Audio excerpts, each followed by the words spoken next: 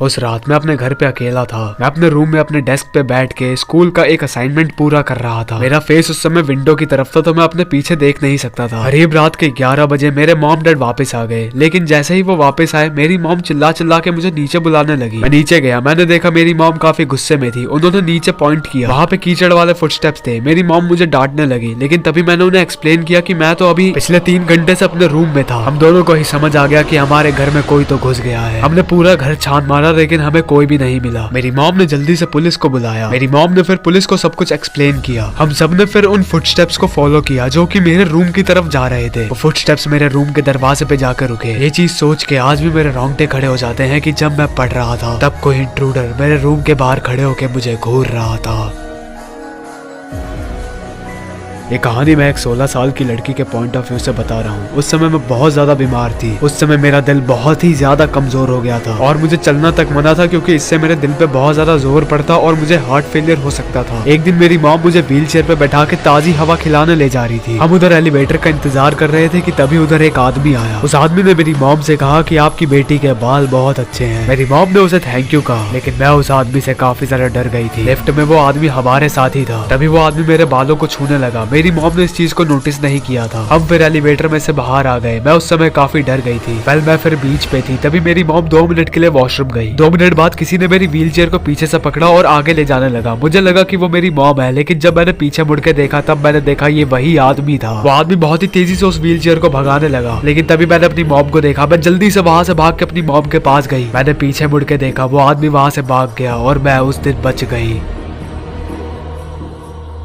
मैं उस समय पिज्जा डिलीवरी की जॉब करता था। एक दिन हमारी शॉप पे एक कॉल आया। वो एक बूढ़ी औरत थी और उसने एक पिज्जा मंगवाया था। उसका घर ज्यादा दूर भी नहीं था तो मैं जल्दी ही उधर पहुंच गया। मैंने उसके घर की डोरबेल बजाई। उस औरत ने दरवाजा खोला और मुझे अंदर बुलाया। मैंने उधर के एक टेबल पे अपना बैग रखा और उधर से फिर पिज्जा निकाल के उसे दे दिया। तभी उसने उस बॉक्स को छुआ और उसके बाद वो चिल्लाने लगी कि ये पिज्जा गर्म नहीं है। तुम पागल लोग हमेशा ऐसा ही करते हो, मैं इसका 1 रुपया भी नहीं दूंगी। ये सुन के तो मेरा दिमाग ही खराब हो गया। मैंने उसे समझाने की कोशिश की। वो पिज्जा पूरी तरीके से गर्म था, लेकिन वो मान ही नहीं रही थी। वेल फिर वो चिल्ला चिल्ला के कहने लगी कि अगर तुम यहाँ से नहीं गए तो मैं तुम्हें मार दूंगी। मैं उस जगह से निकल गया और जल्दी से अपनी शॉप में पहुंचा। मैंने अपनी मैनेजर को सब कुछ बताया और तब उन्होंने कहा कि उस औरत ने अभी यहाँ पे फोन किया था और वो बस एक ही चीज कह रही थी कि मैं उसे मार दूंगी। मुझे नहीं पता कि उस औरत का क्या सीन था, लेकिन मैं इस घटना को कभी भूल नहीं पाऊंगा।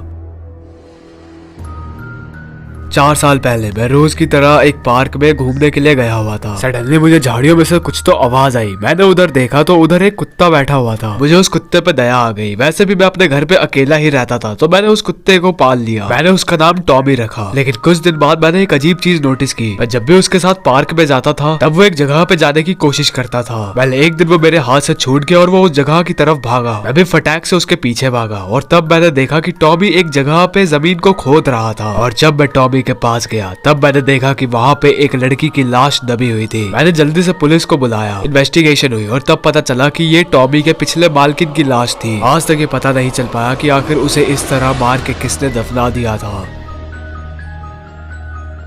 मैं उस समय एक डेंटिस्ट के पास अपना लेफ्ट विजडम टीथ निकलवाने के लिए गया हुआ था। ट्रीटमेंट स्टार्ट किया गया। उन्होंने सबसे पहले मुझे एनेस्थेसिया का इंजेक्शन दिया।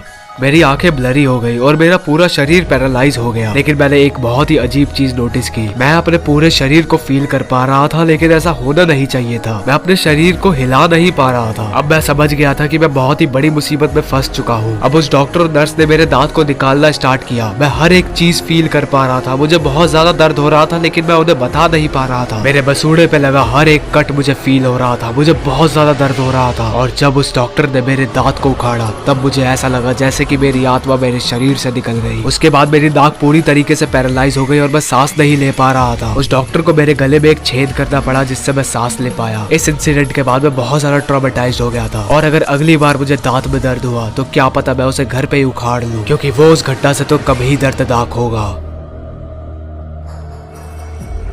ये कहानी मैं एक लड़की के पर्सपेक्टिव से बता रहा हूँ। हमारी फैमिली ने लॉस एंजलिस में एक रीयूनियन रखा हुआ था। उधर मुझे मेरी 3 कजन सिस्टर्स भी मिलती, तो इस वजह से मैं उधर काफी ज्यादा मजे करने वाली थी। उधर हमारी पूरी फैमिली एक होटल में रुकी थी। मैं और मेरी बहनें हम सारे काफी ज्यादा एक्साइटेड थे। हमने 2-3 दिनों तक काफी ज्यादा मजे किए, लेकिन एक शाम हम चारों खाना पीना खा के अपने रूम में वापस जा रहे थे। तभी हमें 2 लड़के मिले जिन्होंने हमसे हमारा नाम पूछा। मेरी बहन जिसका नाम बेलिंडा था, उस पागल ने हम सबका ही नाम बता दिया एंड इवन उस पंजाबी ने हमारा रूम नंबर तक उन्हें बता दिया। इस चीज पे मैं उस पे काफी ज्यादा गुस्सा भी हुई थी। जब हम लोग सो रहे थे तब अचानक से किसी ने हमारे रूम पे नॉक किया। हम चारों ही उठ गए और बेलिंडा ने दरवाजा खोला। उसने कहा कि वहाँ पे कोई भी नहीं है और उसके बाद वो रूम से थोड़ा सा बाहर निकली। तभी एक आदमी जिसने मास्क पहना हुआ था उसने बेलिंडा को पकड़ लिया। हम सभी चिल्लाए और हमारी चीख सुन के मेरे अंकल वहाँ पे आ गए और उन्होंने उस आदमी को पीट दिया। बट पता नहीं कैसे वो आदमी वहाँ से भाग गया। हमने पुलिस से कंप्लेंट की, लेकिन वो आदमी आज तक नहीं मिला।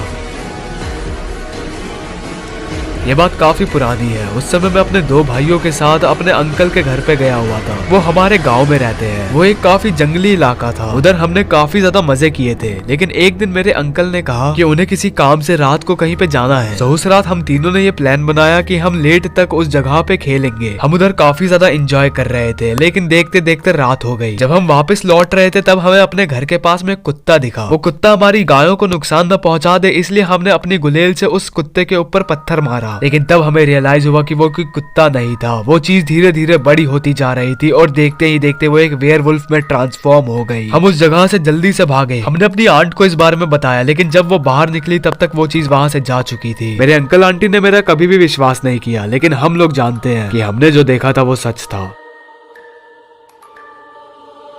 मैं उस समय एक एयरलाइंस के लिए काम करता था। उस शाम मुझे एक कार्गो प्लेन से सारा लगेज उतारना था। उस समय काफी ज्यादा बारिश भी हो रही थी एंड बिजली भी गिर रही थी। मुझे अब उस कार्गो प्लेन से बॉक्सेस उतारने थे, तो मैं अंदर जाने लगा। मेरे कोवर्कर्स बाहर ही उसे मैनेज करते। अंदर काफी सारे बॉक्सेस थे, लेकिन उधर एक बॉक्स था जो कि काफी ज्यादा बड़ा था। मैंने उस चीज को इग्नोर किया और मैं अपने काम में लग गया। मैं उधर से बॉक्सेस निकाल रहा था कि तभी मुझे एक अननोन नंबर से मैसेज आया। मैंने पूछा कि आप कौन, और उसके बाद मैंने फोन रख दिया। सडनली बहुत ही ज्यादा लाउड थंडर स्ट्राइक्स होने लगे, जिसकी वजह से वो कार्गो प्लेन हिलने लगा। एंड उस हर एक थंडर स्ट्राइक्स के साथ मैंने उस बॉक्स के ऊपर एक लड़के को बैठे हुए देखा। वो किसी लड़के का भूत था। मैं चिल्लाने लगा। मैं उधर से किसी तरह निकला और बाहर निकलते ही मैंने अपने कोवर्कर को सब कुछ बताया। उसने मेरी बातों पे विश्वास नहीं किया, लेकिन फिर भी उसने मुझे घर जाने की परमिशन दे दी। एंड जब मैं घर जा रहा था तभी मुझे उस अननोन नंबर से एक और मैसेज आया, मैं तुम्हारा नया दोस्त हूँ। ये कहानी मैं एक लड़की के पॉइंट ऑफ व्यू से बता रहा हूँ। मेरे कॉलेज में एक लड़का था और वो मुझे बहुत ज्यादा पसंद था, और कुछ ही दिनों बाद हम दोनों एक दूसरे को डेट करने लगे। उसका नाम जैक था और वो कभी कभार नशा भी किया करता था और मैं भी उसे कंपनी देती थी। लेकिन कुछ महीने बाद ही हमारा रिलेशनशिप काफी ज्यादा टॉक्सिक हो गया। जैक मुझसे कहता था कि उसे कुछ डीमंस दिखाई देते हैं, लेकिन मुझे इन चीजों में विश्वास नहीं था। ऐसे ही एक रात मैं जैक के घर पे थी और उसके रूम में सो रही थी कि तभी आधी रात को मेरी किसी आवाज की वजह से नींद टूटी। मैंने देखा कि जैक को कुछ तो हो रहा था। वो बहुत ही अजीब सी हरकतें कर रहा था। तभी जैक मेरे पास आया। उसके हाथ पीछे मुड़े हुए थे। वो एक अननोन लैंग्वेज में कुछ तो चिल्लाने लगा। मैं उस दिन किसी तरह वहाँ से भाग गई और उसके अगले दिन ही जैक ने मुझसे ब्रेकअप कर लिया। मुझे नहीं पता कि उस रात जैक ने नाटक किया था कि सच में उसे कुछ हुआ था, लेकिन उस रात मैं बहुत ज्यादा डर गई थी।